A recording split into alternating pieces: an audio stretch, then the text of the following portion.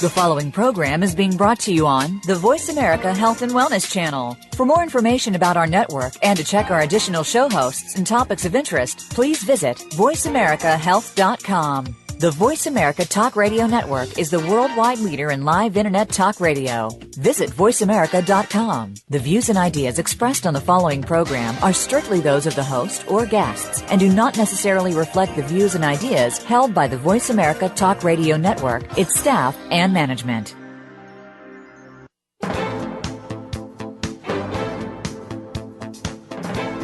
Welcome to Straight Talk with Sandra Reish. Are you trying to master the game of life without success? There are secrets and strategies to living your best life. We'll share some of them with you on today's show.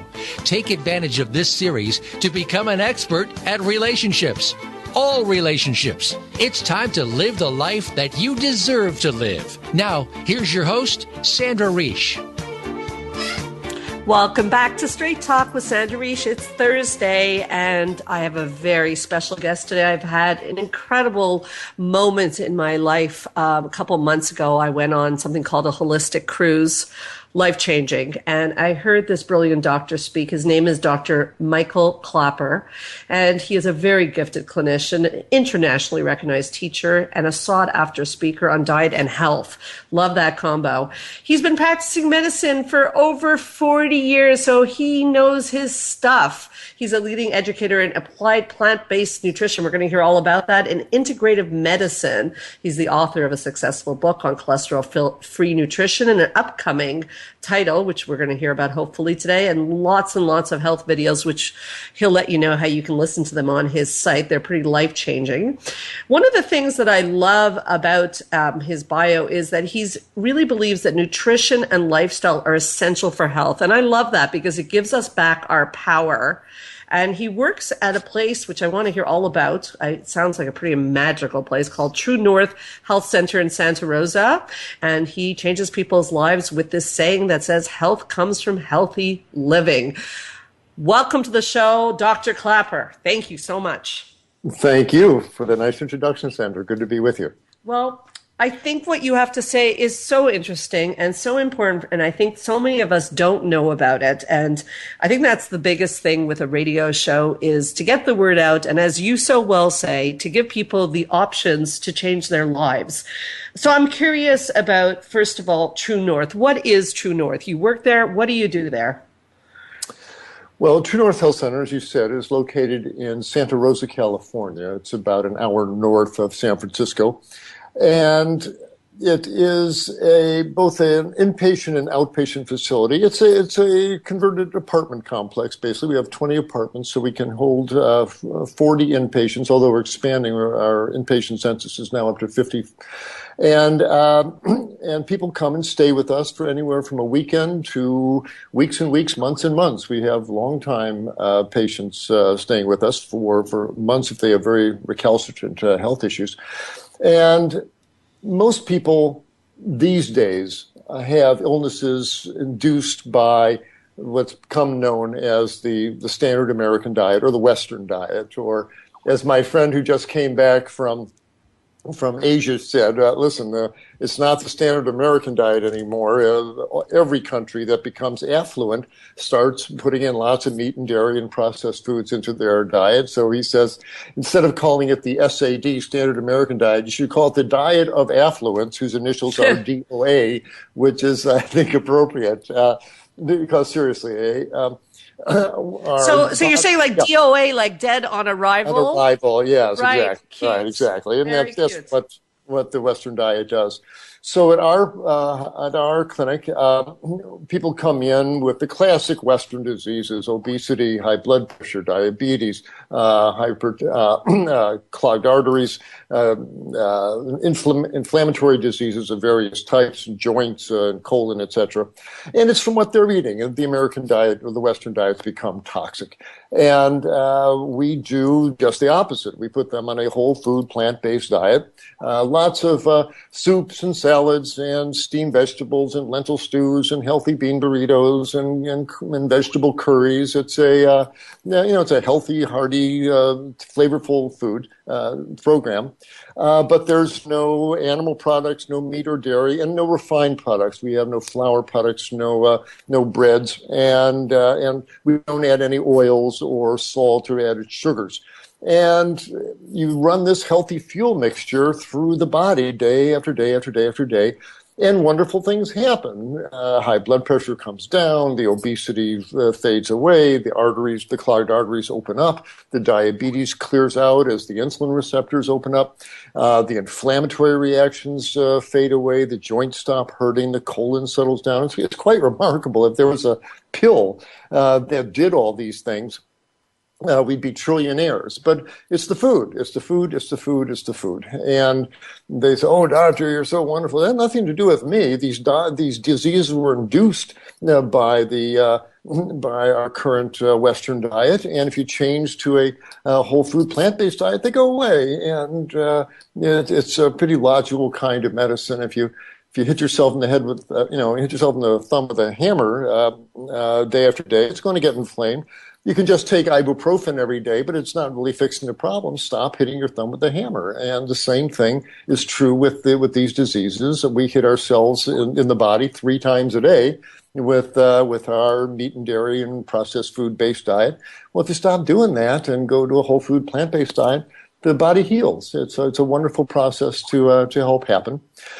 And so we have inpatients here, and we have a big outpatient practice. People come from all over the area, San Francisco, Sacramento, but actually all over the world. We have patients come in from India and UK and Israel and South Africa, South America. So it's quite a fascinating practice. You get to meet so many people. But they all have the similar type of diseases because they're eating a similar diet. And our institution basically is an educational one. Yes, we manage them and we taper down their medicines, hopefully get them off the medications. But the most important thing we do is teach them how to make this food at home. I tell the guests in my lectures, the most important people on the staff here are not the doctors. It's the cooking instructors who show you how to make these lovely dishes at home so you can go home, make it yourself, keep these healthy changes happening. And so you won't have to come back here. As much as we like seeing these patients, truth is we don't want to see them again. We want them to be so healthy that they won't need our services. And it's easy to do with eating the diet that our bodies were really designed to run on. It's amazing. And I think you're very humble because you say it's not you, it's the diet. But I mean, you are spreading the word and you're letting people know about this. So it makes me wonder, how did we get here? Like, how are we in this situation? You went to medical school over 40 years ago. How come this is so, like, I come home and tell people about this and it's still very foreign. People are listening saying, what? Are you kidding me? How could it be the food? No, it has to be medicine. How did we get here, Dr. Klaper? Well, we have to take a look back through not too distant economic, agricultural / political history. What we call a healthy, balanced diet of abundance really is an aberration. Back throughout the history of our nation in the 1700s, 1800s, even through the early 20th century, most people lived on farms.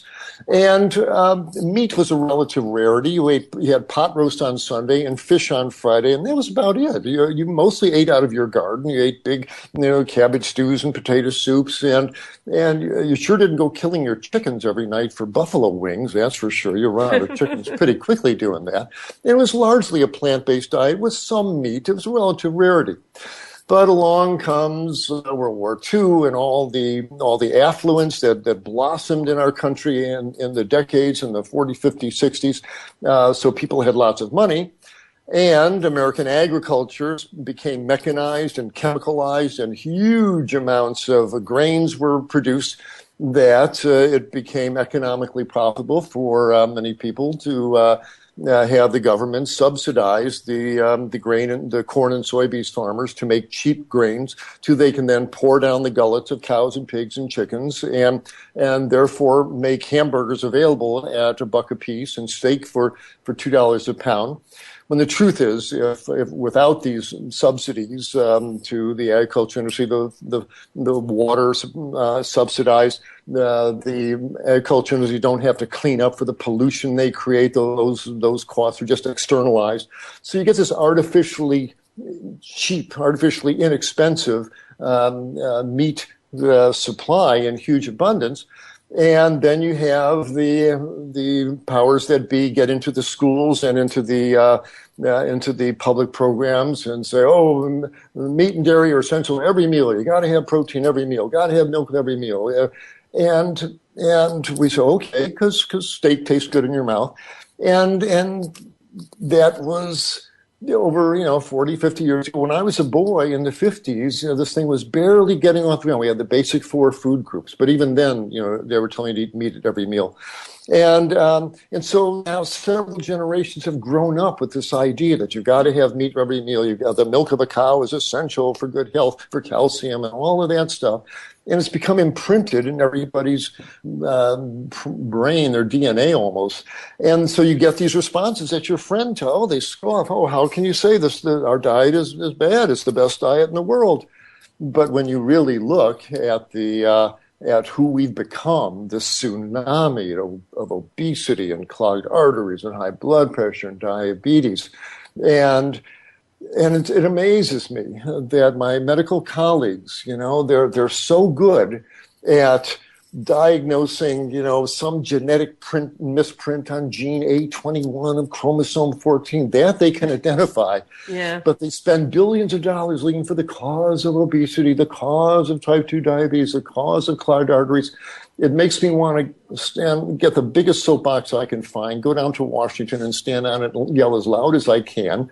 It's the food. It's what they're eating. The current diet, current Western diet, sends a wave of saturated animal fat, denatured animal protein, hydrogenated oils, refined vegetable oils, sugars, all sorts of these chemicals, hour after hour, day after day, through our arteries and all our tissues. How can we be surprised when the arteries get inflamed, the joints get inflamed, the arteries clog, the weight goes up? It's the food. Humans have never eaten like this before. Humans have lived on plant foods with or without a little bit of animal flesh since the beginning of time. We've never had a diet based on animal flesh like we do now. And the consequences are devastating, as you can see in people's individual lives, as well as the national level of health and the economy, which is straining, trying to deal with all these food-induced diseases. So one maneuver that would solve it all: adopt a plant-based diet. People get lean, their blood pressures come down, they get off their medicine. You can start closing the hospitals a bit. You always need hospitals for accidents and things, but for this huge burden of chronic degenerative diseases induced by our diet, that would be reduced tremendously. We would have money to fix the roads and send kids to college and do something else besides pouring it down this rat hole of disease. Trillions of dollars are spent on surgeries and intensive care units and medicines for what? So the person can go out and eat more cheeseburgers and more pizzas and make themselves more obese and sick. We've got to break that cycle. And the issue really is an educational one. I'm practicing the highest form of medicine right now. It's talking to you because the science is solid. We know that an animal-based diet causes disease. Plant-based diet reverses those diseases. It's in the medical literature. Now it's a matter of getting that word out to the public. And so you, Dr. Sandra, are practicing very important medicine here in helping to educate your listeners about these very, very important subjects. And mm-hmm. I just want to throw it back to you that, I met you, I was in a crowd of people, and I really applaud you and your colleagues who I met on that trip, because I went up to you and I said, look, can I get you on the radio? And you didn't hesitate, and you said yes. And I think researching you've dedicated your life, and I have such admiration for that, to get the word out so people can live better lives and so we can save our environment. And I just think that what you have to say is so important. So let me go back in your life, because you mm-hmm. did eat meat at some point in your life. And you were a doctor at that point. Absolutely. So what happened? Well, they say if you don't know, you don't know. But once you know, they say once you look behind the curtain, you can't pretend you don't know what's behind the curtain. Right. And that curtain got ripped down for me in the early 1980s. Oh, you're right. I grew up eating the standard diet. I did much of my growing up on my uncle's dairy farm in northern Wisconsin. I've been milking cows since I was 8. I'm well familiar with where these products come from. And I was a standard guy, but I was getting the standard diseases. I was overweight and had high blood pressure, and my dad died of clogged arteries. I knew I was going to be laying on that operating table soon. And a couple of things happened. One is that I went back to get my certification in anesthesiology. I was going to be an anesthesiologist. Mm-hmm. And I was on the cardiovascular anesthesia service at Vancouver General Hospital in Vancouver. And day after day, I'm putting people to sleep and watching surgeons open up their chest and open up their arteries and pulling this yellow, gucky stuff out of their arteries called atherosclerosis that causes the heart attacks and strokes. And one day I'm watching a surgeon pull a particularly yellow, slithery deposit out of an artery, and I think to myself, boy, that stuff looks like chicken fat. And the little voice on my shoulder says, Doctor, there's a good reason why it looks like chicken fat. It is chicken fat, and cow fat, and pig fat, and the fat of every other slow animal that was walking past this man's table when he had a fork in his hand. You know, the steady amount of fat and cholesterol we put through our arteries inflames them and lets the cholesterol stick to those inflamed artery walls. And as I said, my dad died of clogged arteries. I knew that Stryker saw was going up my breastbone soon, and I certainly didn't want that. And I had seen how fatty my patient's blood is after they eat a cheeseburger. The blood turns. Yeah, a wave of fat goes through the bloodstream, and some folks you can see how it looks milky in the test tube. Wow! And people do that day after day. Bacon and eggs for breakfast, cheeseburgers for lunch, chicken for dinner. Every 3-4 hours, this wave of fat and cholesterol and inflammatory substances damages their arteries and sets them up for this disease. So that got me thinking that maybe I don't want to keep running that through my arteries, and something else happened. If you really want to know my story, I went to medical school at the University of Illinois College of Medicine in Chicago.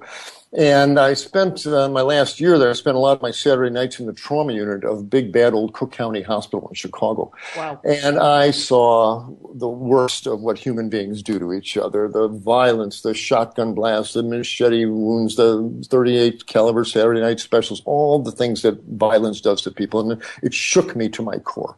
And I knew I wanted to get the violence out of my life. I wanted to become a man of peace, as trite as that may sound. I want to become a peaceful man inside and out. And so I began reading the works of Gandhi and the Indian saints and anyone who had something to teach me about being peaceful. And one night up in Vancouver, I was pontificating to a friend of mine about wanting to become a man of peace, but I was doing it while polishing off a 16-ounce steak at the local keg in Klaper. And he looked at me with great compassion and said, "That's very nice, Doctor. That's very nice, Michael. But if you really want to become a man of peace and get the violence out of your life, you might want to start with that piece of animal flesh on your plate, because in satisfying your desire for the taste of that muscle in your mouth, you are paying for the death of the animal and the next one in the assembly line there in the slaughterhouse." And immediately I got defensive, and all the rationalizations welled up, and that's what they raised them for, and the animal's dead already, and all that. But before those words could come out of my lips, the little voice on my shoulder said, he's right. He's right. Yeah. I am complicit in this animal's death. And they're magnificent animals. I grew up on a farm. I love cows and pigs, etc.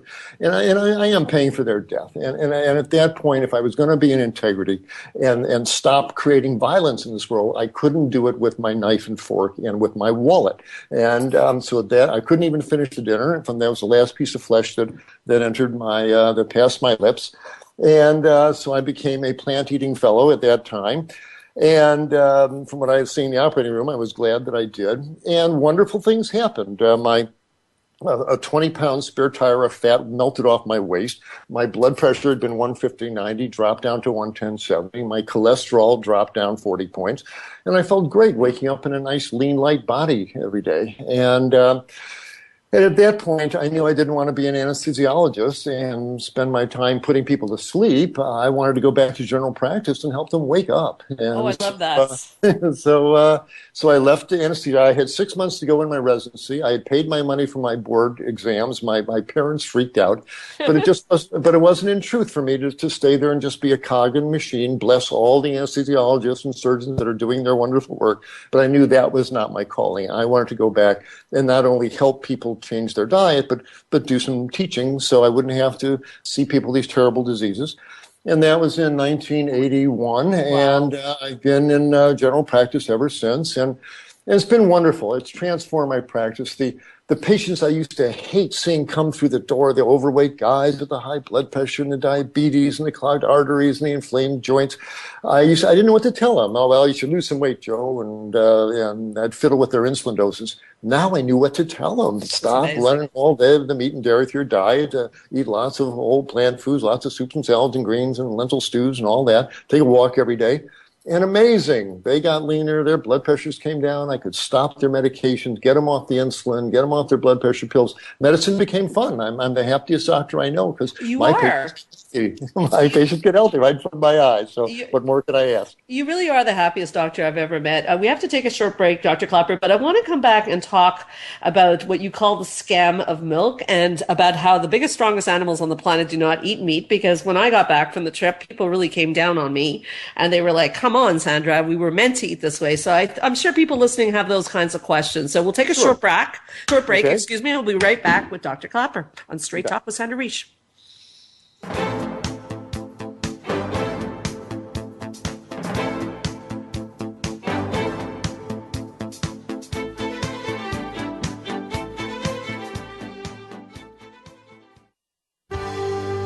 Your life, your health, your network. You're listening to Voice America Health and Wellness.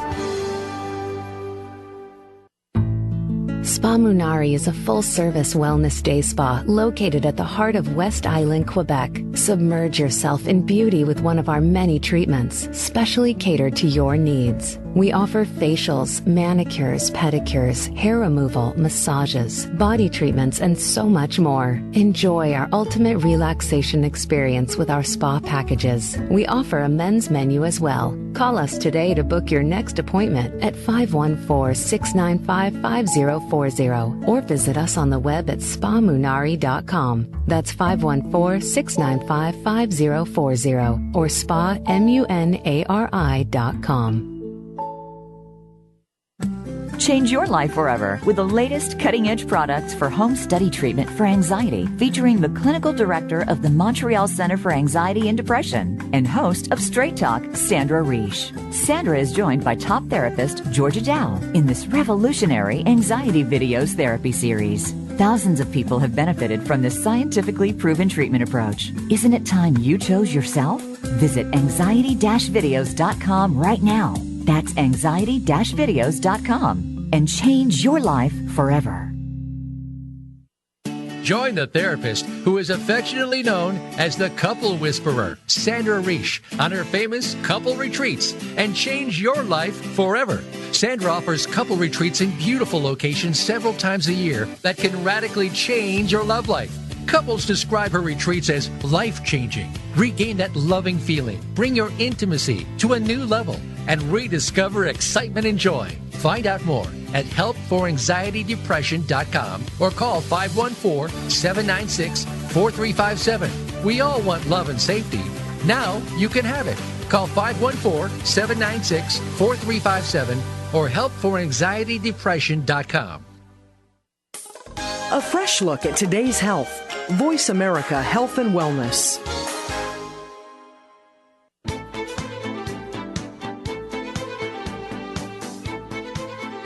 You are listening to Straight Talk with Sandra Reish. To connect with the program today, please call 1-866-472-5792. Again, that's 1-866-472-5792. You may also send an email to info@helpforanxietydepression.com. Now, back to Straight Talk. Here's Sandra Reish. So we're back with the very passionate and very happy Dr. Klaper, happiness is a factor here. We're going to talk about that. Before we go any further, Dr. Klaper, people are going to want to reach you. They're going to want to know more. How do they find you? What's your website? Give us information. You bet. They can check out my website at www.drklaper.com. It's all spelled out, no spaces, DOCTORKLAPER.com. One P in Klaper, so DOCTORKLAPER.com. And I remember reading in your bio that you have a book coming out. Is that true? I'm working on a book as soon as I can find some time in between patients, and at 3 a.m, I'm starting to sketch it out here, and people telling me for years, you got to write a book, so it's starting to come together, and we're working on a title, The Healer's Handbook or something. We'll come up with something to make it an interesting story as well as full of practical information on how people can let their bodies heal so they'll stay out of the clutches of people like me. I would like I'd like to be retired, and not because I'm at the end of my career, because everybody's so healthy they don't need to see me. That'd be what I'm working for. So hopefully the book will help people do that. Wonderful. Well, when we get closer, we'll have you back and we'll let everyone know about that book. And in the meanwhile, they should go to your website, which is www.drklaper.com, correct? Correct. With one P. Okay, so let's start light and then we'll get a little bit more heavy about this concept of, I'm not Dr. Klaper, so my first meal with family members, I let them know, I've always been pretty plant-based, well, for a while now, but obviously after hearing you all speak, that was it for me and my husband. We came home, had a conversation with our kids, and they were very keen. They understood the rationale as well. And there at the family dinner comes the question, as I'm sure you've heard many times, they're all going to be questions you've heard many times, is, well, but we're mammals. We're supposed to eat meat. What you're doing is wrong. It doesn't make sense. We're meant to eat meat. We're meant to drink milk, and we're meant to eat cheese. Talk to me, Dr. Klaper. Oh, my. Well, that's how I felt. Absolutely. And, that's certainly a widespread belief. But when you step back and give it just a half a bit of thought here, there really is no science behind really any of those statements here. And our friends with the creationist viewings aside here, if you view the human animal as a result of a couple million years of evolution on this planet, throughout those millions of years, we were largely simian arboreal creatures, basically spending all day like gorillas do today. They were eating grasses and leaves and fruits, etc. No primate eats animal flesh, with the exception, I know, chimpanzees every once in a while will kill something, but no gorilla eats animal flesh. No baboon, no bonobo, no primate eats animal flesh. To say we're mammals, we need to eat flesh, that's silly. And not only do no primates eat it, but when you think about it, most Americans, as I said, Westerners eat a Western diet, no matter where they are on the planet. As I said, they eat a piece of animal flesh nowadays 3 times a day. Egg McMuffin or bacon, eggs at breakfast, cheeseburger for lunch, chicken for dinner. Good heavens. Not even mountain lions eat flesh 3 times a day. The tigers in the rainforest, official carnivores, don't eat flesh 3 times a day. They don't even every day. They once a week if they can get it. And no, as I said, no gorilla eats flesh at all, and they sure don't feed their kids animal flesh 3 times a day like we do. How are people saying, well, we're mammals, it's natural? No, it's not. Okay, so they might say then you should have it once a week. Fair enough, maybe. Okay. But I'm old enough, I've delivered 400 babies, and I've watched a number of them who were born to vegan parents grow up into strong, tall, healthy, intelligent, bright vegan adults who married another vegan man or woman. They've had vegan kids, and I watched 3 generations of vegan kids grow up into strong, healthy, intelligent, bright adults, free of diseases, and they don't have meat cravings. They don't have any of this. This craving for meat is an acquired dependency that we create in infancy. At age 6 months of age, When the baby is still nursing at the breast or on the bottle, that jar of baby lamb, baby chicken, baby turkey is opened. And from that point on, animal flesh gets slatted on that infant's intestinal tract 3 times a day, all through infancy, childhood. By age 3, they're eating their happy meals. We introduce a flesh-based diet from infancy. And the body adapts to it, and the liver adapts, and the intestinal microbes adapt, and the intestinal wall adapt, and we become dependent upon it.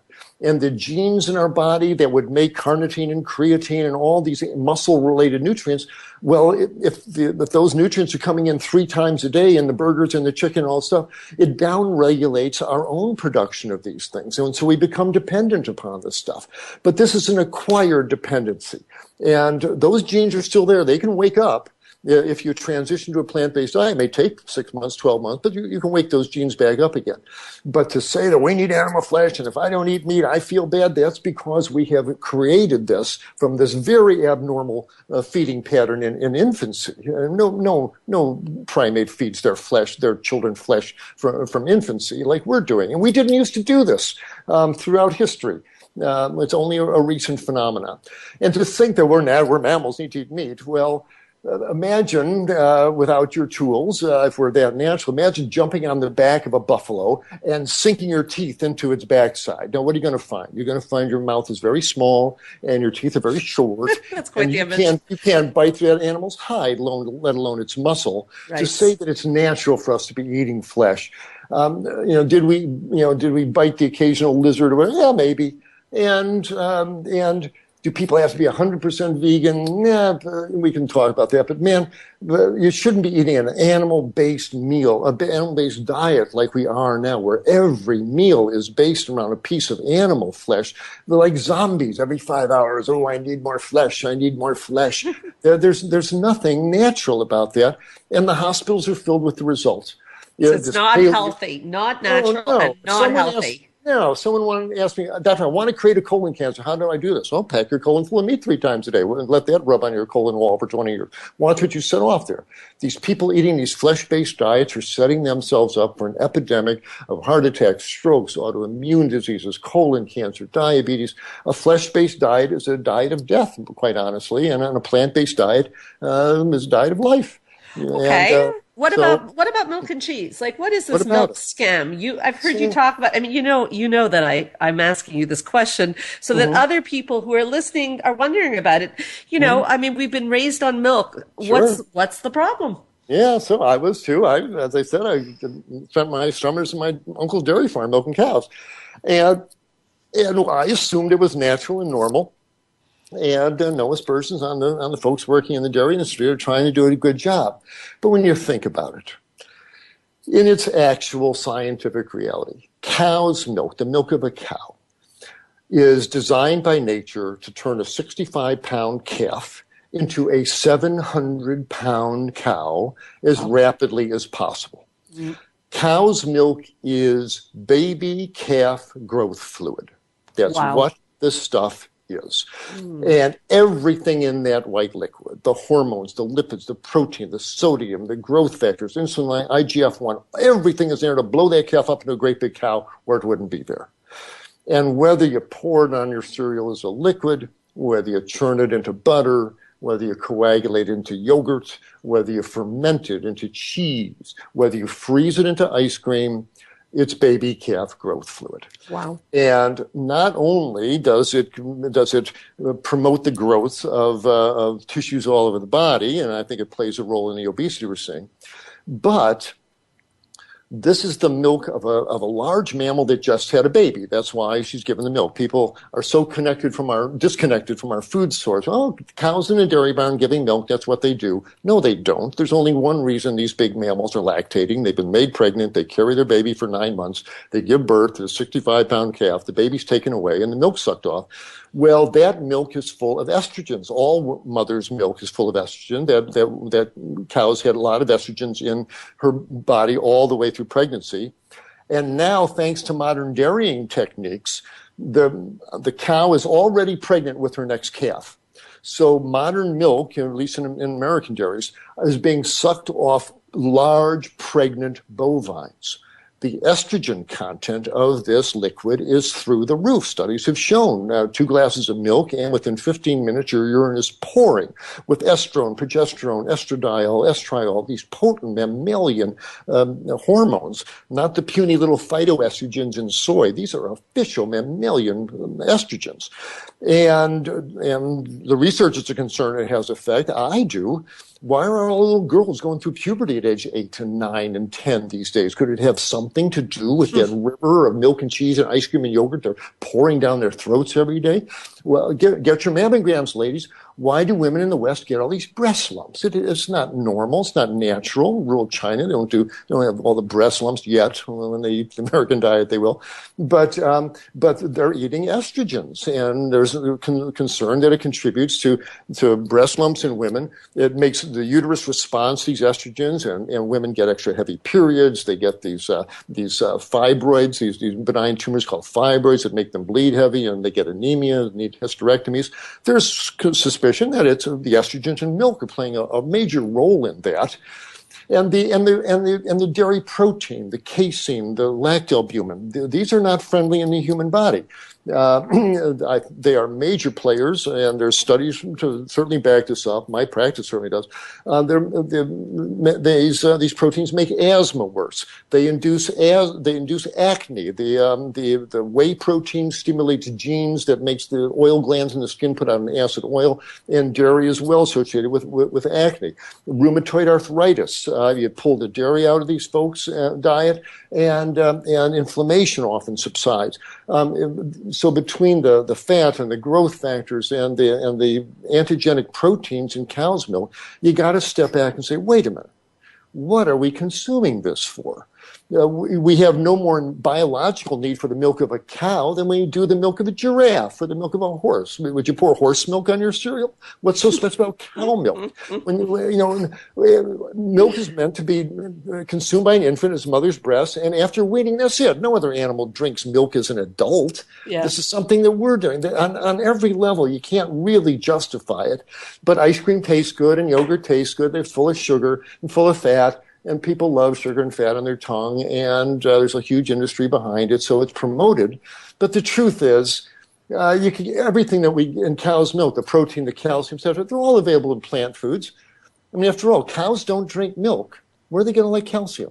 It's in the greens that they're eating, and humans can get their calcium out of kale and chard and broccoli and all sorts of green vegetables.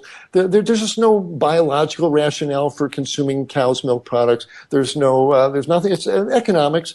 But and nowadays there's so many lovely vegetable-based milks: oat milk, rice milk, hemp milk, soy milk, so much else to put on your cereal.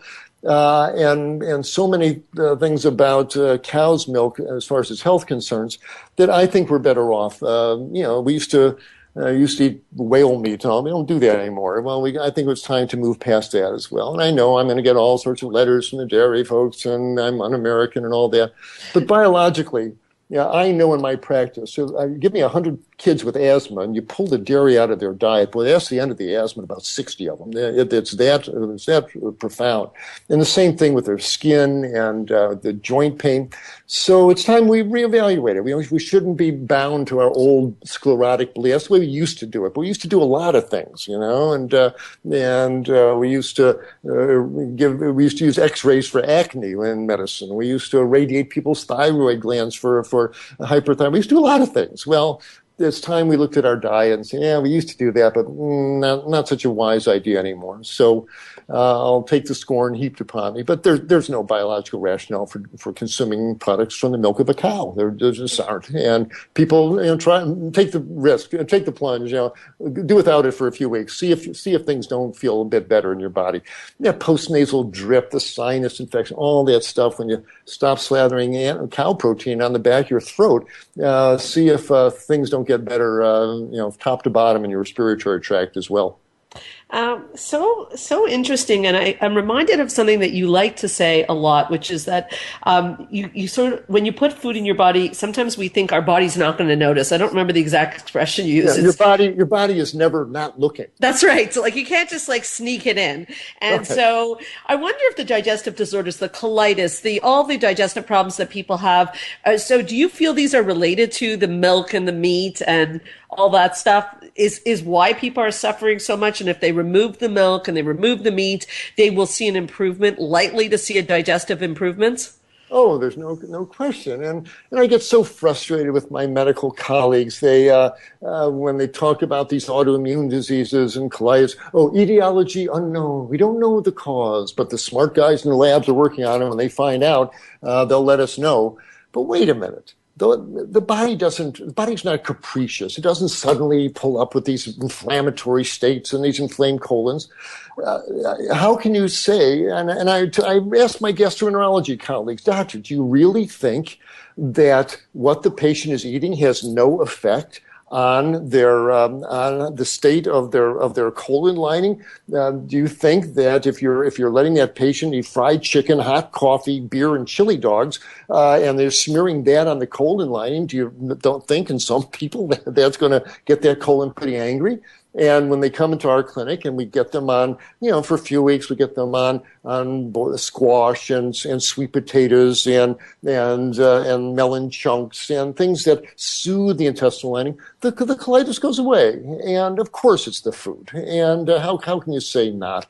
And in so many of these, the clogged arteries, of course, it's the fat and the oxidizing agents running through those arteries that inflames them and makes them plaque up. Of course it's the food. And now you can reverse it. Put them on a plant-based diet, the plaques melt away, the arteries open up, the angina goes away, and you can cancel their stents and their surgeries most often. So, of course, it's the food. And if people want to learn more about it, I recommend books by Dr. Neil Barnard, B-A-R-N-A-R-D, Dr. Joel Fuhrman, F-U-H-R-M-A-N, Dr. Caldwell Esselstyn. You want to open up your arteries, read Dr. Esselstyn's book, E-S-S-E-L-S-T-Y-N. The science is solid, and they're all saying the same thing. And plant-based diets reverse these diseases because the animal-based processed food diet causes these diseases. And if you change them to a truly plant-based diet, a whole food one, not granola bars and energy drinks. We're talking about real salads and soups and steamed vegetables and lentil stews and things. These diseases go away. And it's embarrassing that my profession is lagging so far behind. Doctors aren't taught anything about nutrition. They have contempt for the subject. And they don't want to give up their own lobster thermidor and filet mignon, so they're not going to be telling their patients to stop eating it. But the truth is, the doctors are getting obese and sick, and the nurses are, and it's striking everyone who eats this kind of diet. And it's time we all face the truth that is as hedonistic as this diet is, just shoveling in the meat and the fat and salt and sugar and all this. It tastes good. But meanwhile, look at what you're creating in your body and look at this tsunami of obesity and illness that has swept through our society. Isn't it time to say stop? I don't care how good it tastes.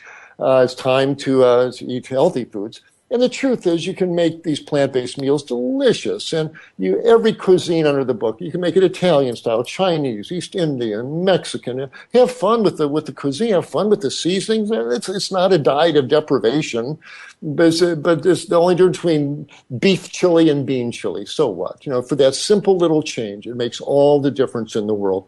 So I would invite people to go to a website like PCRM.org, Physicians Committee for Responsible Medicine.org. Click on their 21-day vegetarian starter plan, and they'll just walk you through it day by day. They'll walk you right through it. It's easy to do, and start gradually or do it all at once.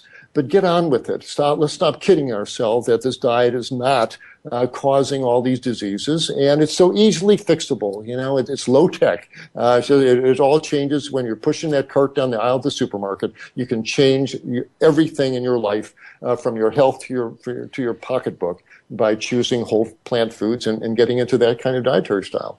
One of the things when I heard you speak that, really spoke to me, and I think will speak to other people, is that, there is this common attitude, I see it in my field all the time, of we're all going to die anyways. What's the difference? You had a really fabulous answer about that. I want to get that from you, and then I want to go through some short snappers of foods Sure. and things, how they are and if they're good or not. So let me play that role. So, doctor, we're going to die anyways. I could be hit by a car. What's the difference? Why should I care? Yeah, well, good reason. People have this cavalier attitude, like, oh, I got to die, so I might as well. I'll just get my heart attack and die. No. Nature has other plots in mind for you. I've been a doc 40 years, I'll tell you. One of the worst things in medicine is to get a big old stroke and not die, and spend your last 30 years in a wheelchair drooling with some pretty nurse wiping your backside because you can't reach back there. That's what's waiting for you. You get a big old heart attack, and it doesn't kill you, but it demolishes 3/4 of your heart muscle, so you can't walk up a flight of stairs without gasping. You can't walk outside without oxygen, and your legs are so swollen up. But you got to die of something. You get a bad autoimmune disease. You spend the rest of your life on prednisone with swollen joints and osteoporosis and trips to the doctor.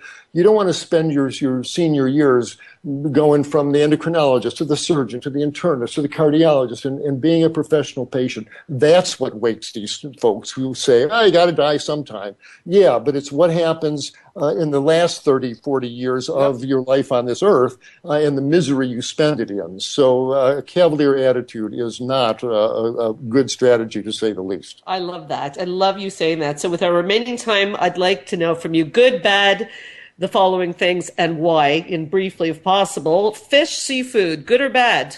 Bad. Why? Well, we've been using the oceans as a sewer. The fish these days are filled with mercury and pesticides, and they're foul things to even consider eating. Plus, we are strip mining the oceans. We are clear cutting the oceans with these huge miles-long drift nets, and we're just scooping all the life out of the oceans. We are devastating these precious commodities for our children, our grandchildren. For what? For some omega-3 oils that you can get out of get at the health food store made from algae. There's no rationale for it. And as I said, it's fully. Where are you going to get your mercury? Well, get it from your fish, but that's a toxin substance. I really urge people to stop eating fish. Nothing healthy about it.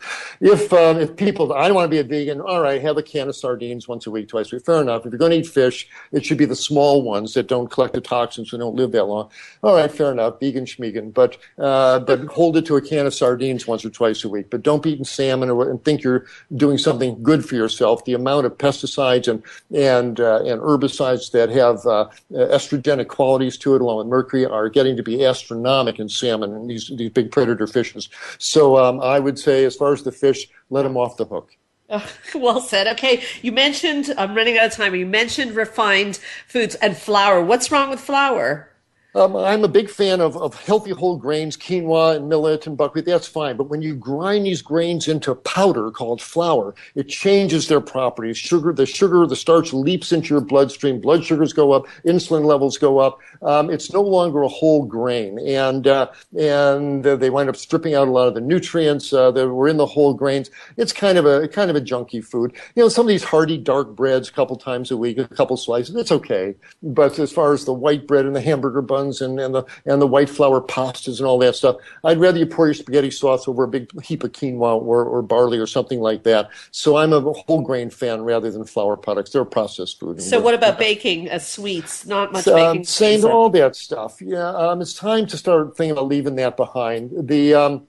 If you want something sweet, have a mango, have some berries with rice milk over it. Move into fruits if you want something sweet. But baked good pastries like that, they're just sugar and oil and eggs and milk is all they really are. And none of those four things are healthy. They raise your blood sugar. They hurt your arteries. There's nothing healthy about eating that. That's another one of those foods the kids stuff that we used to eat. Time to leave that behind. Eat real food for your sweet stuff. Have a mango, much better than a donut. 2 quickies, and we'll let people know how to reach you again. Oil and things like ibuprofen. I remember you talking about that. Yeah. What's wrong with oil? They told us oil was good for us. Yeah, another one. The oil companies are telling you that. But the reality is, I mean, fats are not evil, but get it out of olives and coconuts and avocados and walnuts. Get it out of whole foods, not out of a bottle. When you eat a whole piece of coconut or a walnut, the micro droplets of oil get into the bloodstream slowly over hours. They don't cause a problem. But you pour liquid oil on your food, that fat leaps into your bloodstream. The oil coats your red blood cells. A little film of oil around your red cells make them stick together. The blood gets more viscous after eating oil. Viscous blood is harder to push to the arteries. There's sludging in your capillary beds of red cells that are trying to deliver oxygen, decreases oxygen delivery. And oils make the arteries stiffer. If you take the time to look in the literature, olive oil is not heart healthy and makes the arteries stiffer. The Mediterranean diet is healthy because it's largely a vegetarian diet. It's not the olive oil, it's the vegetables in it. So refined oils are liquid fat in a bottle. They're the white sugar of the fat world. I urge people to, you can make salad dressings in the blender with some vegetables and a couple of walnuts and a piece of an orange. You don't need oil to either make salad dressings, and you can stir fry your vegetables in anything that's wet. Vegetable broths from last night's vegetable soup. You don't need to fry your vegetables in oil either. And when you stop using oils, the food tastes so much lighter and better. So oils is another one to think about leaving behind. There's nothing magic about them. They're junk food, basically. They're liquid fat in a bottle. And the aspirins and the ibuprofens. Right. The occasional use is okay, but chronic use is not good. The ibuprofen, these nonsteroidal anti-inflammatories, they injure the gut lining. They call it the so-called leaky gut syndrome, where molecules of food proteins and bacterial breakdown products start leaking out the bloodstream and flowing through your joint membranes and setting off autoimmune diseases. The occasional one for a headache occasionally is fine, but if you've got a chronic condition that's making you take these anti-inflammatories chronically, first of all, make sure start with a plant-based diet. That's probably what's keeping those joints inflamed and keep making you get those headaches. Go on a plant-based diet, and you probably won't need the ibuprofen because you've gotten the cause that's driving the painful state. So change the plant-based diet, and if the pain is still there, use either a Tylenol or the occasional aspirin, or there's a non-steroidal anti-inflammatory called Relafin, Mubitone. But don't be using these non-steroidal anti-inflammatories chronically. They're hard on the kidneys. They're hard on the gut lining. Occasional use only, but preferably not at all. Dr. Klaper, your dedication to spreading the word is nothing short of amazing. You are really what I call someone who's walking the walk, and it's quite clear we're going to have to try to get you back. There's so much more to talk about. I want to thank you so much for all that you do and your 40 years and continuing in this profession to help people live their very best lives. Once again, how do people find you? Yes, if they go to my website, www.drklaper.com, DOCTORKLAPER, 1P in Klaper.com. All this information is there, and links to everybody else's good websites to help people get into a truly healthy diet and lifestyle so they stay out of the clutches of people like me. Well, you're a happy guy, and I can understand 100% the meaning of your life, how much happiness it gives you. So thank you for sharing on Straight Talk, and I hope to have you back here again. Same here. Thank you so much, and thanks for spreading this word. You're in such a pivotal point, doing such important work. I really wish you the greatest of success. Together, we'll make this a happier, healthier world. Thank you so much. That makes me so happy. This is Straight Talk with Sandra Reish. Keep your eyes on the stars.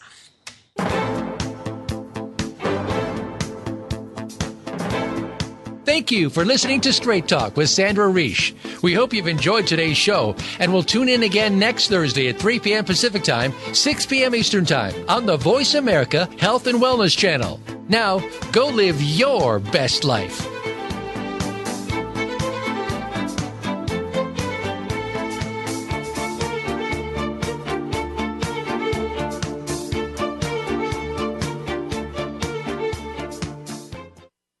Thanks again for listening to the preceding program, brought to you on the Voice America Health and Wellness Channel. For more information about our network and to check out additional show hosts and topics of interest, please visit voiceamericahealth.com. The Voice America Talk Radio Network is the worldwide leader in live Internet talk radio. Visit voiceamerica.com. The views and ideas expressed on the preceding program are strictly those of the host or guests and do not necessarily reflect the views and ideas held by the Voice America